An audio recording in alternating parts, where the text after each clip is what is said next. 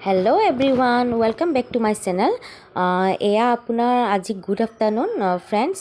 আজি আপোনাৰ ৰঙালাও দি কিবা এটা ৰেচিপি এটা বনাম। কিনো বনাওঁ আপোনালোকক দেখা আহকচোন।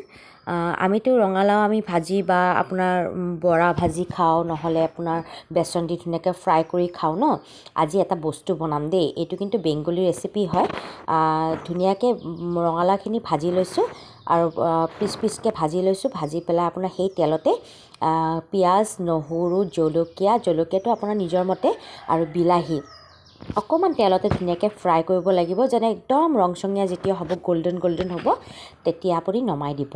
আৰু চাওকচোন, মই দেখাম নহয় আপোনাক কেনেকৈ হেৰি কৰিব লাগে, ভাজিব লাগে। এইফালে আপোনাৰ ৰঙালাও ফ্ৰাই আৰু এফালে আপোনাৰ যিখিনি পিঁয়াজ ফ্ৰাই কৰি লৈছিলোঁ এইখিনি। আৰু এটা ধনিয়া দিলোঁ, নিমখ দিলোঁ, তাৰপিছত কেঁচা অলপমান মিঠাতেল দিব লাগিব, স্মেলটোৰ কাৰণে, মানে চেণ্টটোৰ কাৰণে বিৰাট ধুনীয়া হয়। আৰু মেগী মছলা এইখিনি বনাম। মানে কি জানেনে, আমিতো বেঙেনা ভাত্তা খাওঁ নে নাখাওঁ, সেনেকৈ আপোনাৰ ৰঙালাও ভাত্তা হয়। এইটো কিন্তু বেংগলী ৰেচিপি হয় দেই। মই আজি বেংগলী ৰেচিপি বনাইছোঁ।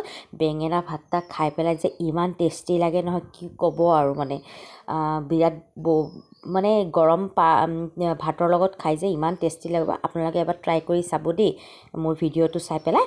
আৰু আহকচোন, মই